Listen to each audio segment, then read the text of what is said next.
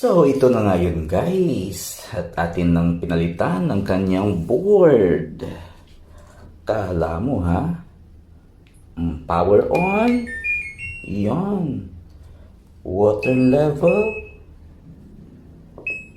Tapos, start. Gumana rin guys. Ayan. So, goodbye kamay. Okay na siya guys.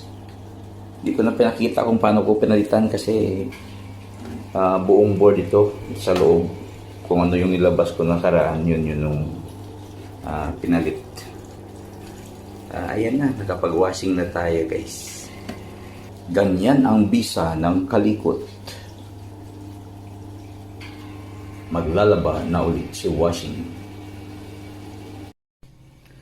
So ito yung guys yung board na binili ko at pinalit ko doon sa may washing machine. Ayan, easy. Pag dinala mo doon sa shop, napakamahal. Ito kakabit mo lang, madali lang.